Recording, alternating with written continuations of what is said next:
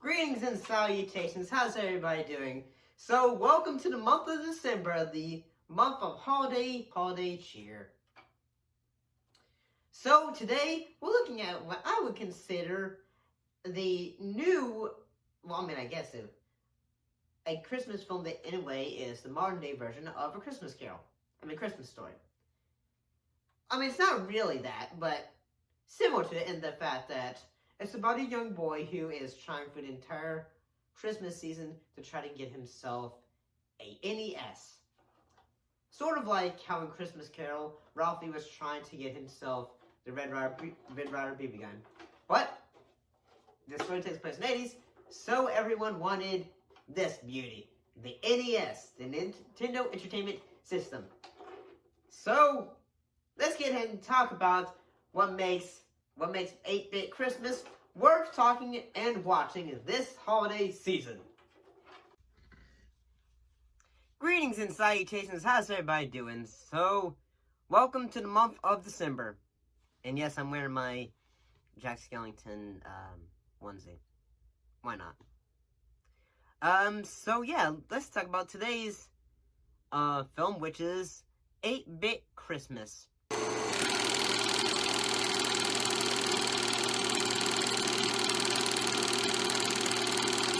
Which you conveniently already watched on HBO Max. So what was this film about? Well, it deals with a father telling his daughter about the story about, one Christmas where he tried to get the great Nintendo, great NES. Nintendo.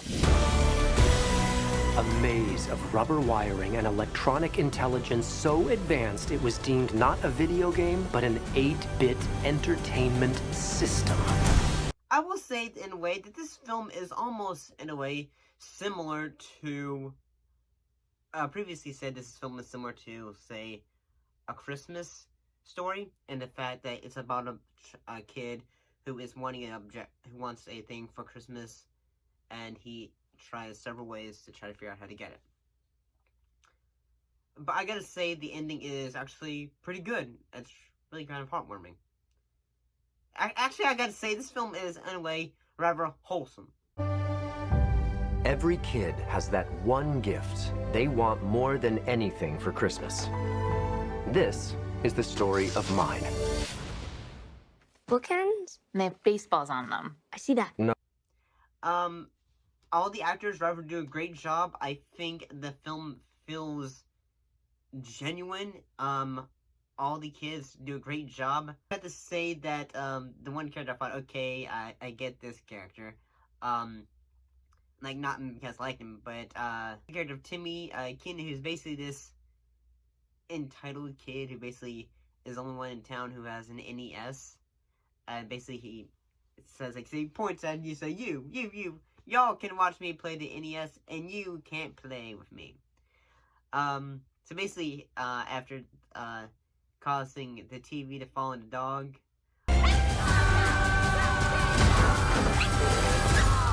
What? It was the 80s. Stuff got real.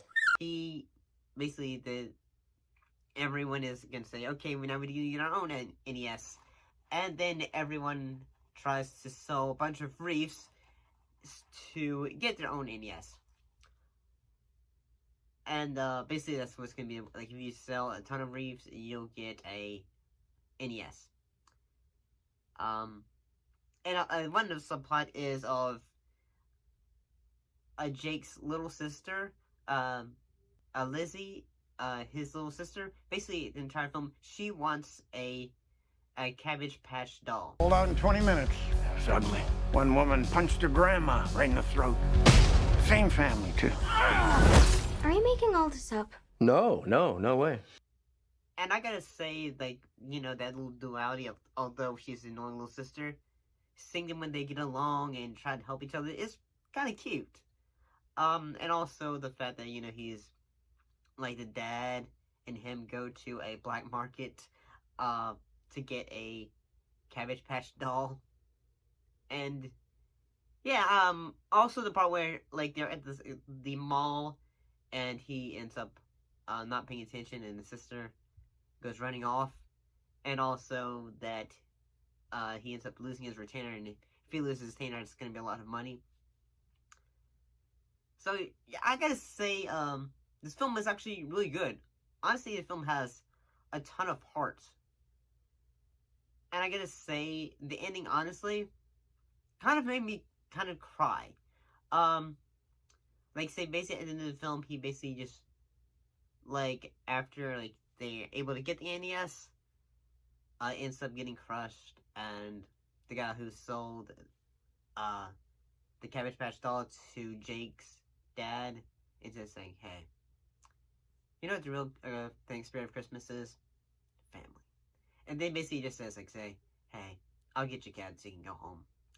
And, yeah, honestly, Jake also ends up having to battle his own bully, but he does it in a non-violent way by just standing up to the dude. And I really like that idea, like, you know, like, say, hey, instead of just actually just punching him in the face, just like, say, hey, you're not worth fighting.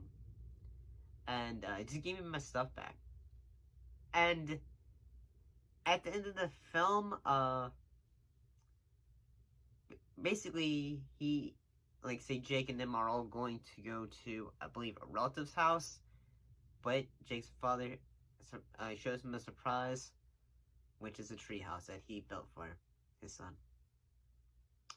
And I gotta say, that moment really kind of honestly brought a bit of a tear to my eye, because I thought that was really good, honestly. And he ends up really liking the treehouse. He makes some adventures with his friends. So honestly, and but eventually at the end of the story, so the daughter goes like, so how'd you get your NES? Well, I worked all summer, and I was able to buy it myself.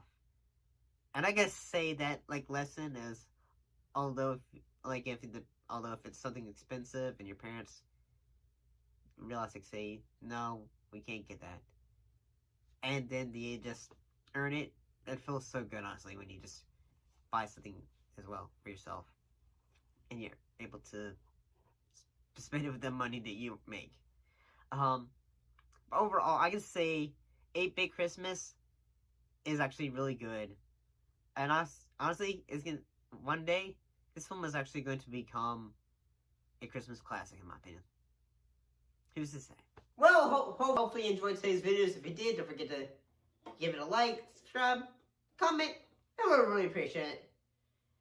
And guys, as always, don't forget to keep your popcorn warm, your drinks ice cold. Heck, why not even get yourself a batch of eggnog? And don't forget to keep your eyes on the screen. I'll see you guys later. Welcome to December.